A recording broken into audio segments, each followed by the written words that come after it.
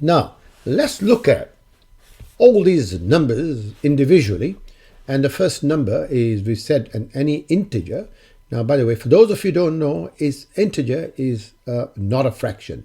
And so is divisible by 1. 1 is divisible by 1. If you look at the tests of divisibility for 2, and all we're saying to you here is that look at the last digit. And the last digit should be even.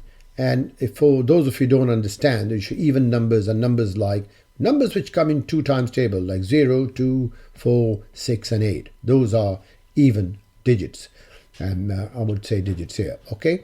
Now, so you have a number, first number is 1 to 8, and the last digit is 8, which comes in a 2 times table. So yes, it can be divided by 2. But the second example which you put forward, and the last digit is 9, and this particular case, 9 cannot be divided by 2 exactly, and does not come in 2 times table. So we say no. So that is fairly easy. Now the first example we showed you was based on 3. And again, we come back to test of divisibility for 3 here. So the first example we put forward is 381. And so 381, and let me get the pen back. So 3, 8, and 1, 3 digits. If you add the 3 digits, 3 plus 8 plus 1, right? And that gives you 12. And really, 12 can be divided by 3, or it comes in your 3 times table. So we would say yes to this number, right? Whereas if you have the next one, which is 217, and therefore if you add these 2 plus 1 plus 7, and it gives you a total of 10. And really, 10 cannot be divided by 3, does not come in the 3 times table. So for this number, we'll have to say no. It failed the divisibility 3 test. And the first one passed it. So that's for 3. Now let's look at 4. And the 4 test of divisibility is that you look at the number form by the last 2 digits. So if you look at 1, 3, 1, 2, and the number form by the last 2 digit is 12. And 12 you can divide by 4. So yes, so we'll say yes to this number. And if you look at the second number, which is 0, 1, 9, and the number formed by the last 2 digits is 19. And 19, if you attempt to divide it by 4, right, gives you 4. And there's a remainder of 3.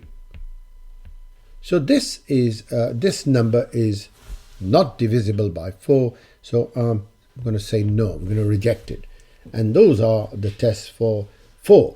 Now, really, the 5 tests are very simple, because all you've got to look at is the last digit. And if the last digit is 0 or 5, then it's passed the divisibility test. So that's straightforward. Now we're going to look at something like 6, for example. And 6, again, a very easy test. And the test says that, look at the rule for 2 and look at the rule for 3. So the test for divisibility by 3 is that it passes both 2 rule and the 3 rule. And we're quite aware of the 2 rule now. 2 rule is that the last digit should be even. And the 3 rule says that you just add and see if, add the digits and see if the number comes in your 3 times table. So that's the test for 6, which is straightforward. But I will take the first part here, or the second question here, like for example 308. Now that's 308 definitely passes the 2 test. Does it pass the 3 test? And the 3 test, you add 3 and 11, which gives you 3 and 8, which gives you 11. So it definitely does not pass the 3 test. So it fails the 6 test then, because it's passed the 2 tests, but it's failed the 3 tests. So it fails the 6 test. Now 7 is one of the most important numbers here for divisibility. And so what with 7 we do is, so if you look at 672 now, and we're testing for 7, and so look at the instructions now. Double the last digit and subtract it. So it says double the last digit and subtract it from a number made by the other digits. And the result must be divisible by 7. So if you look at now this number 672. So you double the 2, which is 4. And then you subtract it by the number formed by the first 2 digits here. And it gives you an answer of 63. And you know 63 comes in your 7 times table. So I hope you will have to go through this again, right, to understand it. Now, I give you, if you look at another one, that's 105, for example. So what did we say? Double the last digit, which gives you 10, and the number formed by the first 2 digits is 10. And 10 take away 10 is 0, and 0 can be divided by 7, so yes, it can. And the third example, which is here, is that you've got the number 905.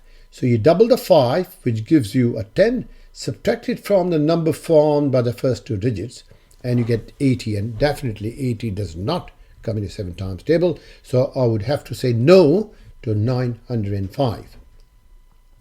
Now, the test for 8 is similar to test for 4, but here what you have to do is to divide by, okay, look at the number formed by the last 3 digits, 816. Now 816, if you divide by 8, you get 102. So yes, the answer, I would say yes to that. And the second part again, here I would say no to this, because 302 cannot be divided by 8. Now, as a quick check, now you know 8, by the way.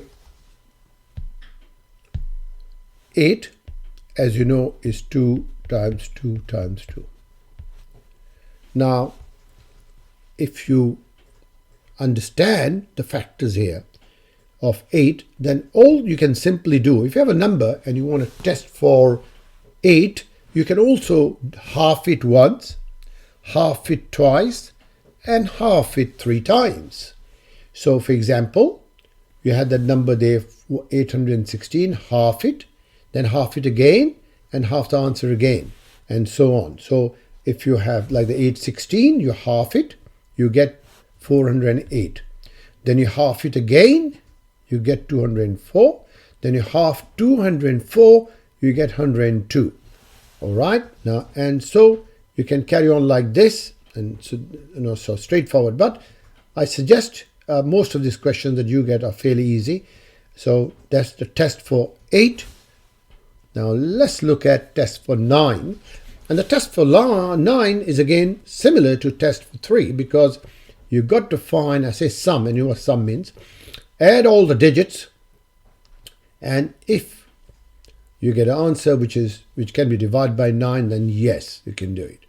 And the next one again. And by the way, you can repeat this rule. By the way, you can repeat it. Let me show you. I've got a number here. Let me go back to this. I've got a number here, 1629. So if you add 1 plus 6 plus 2 plus 9, it gives me 18. Now, this is just to make you understand. Now, you know 18, you have to say yes based on that. But if the number is too big, then you can apply the same rule again.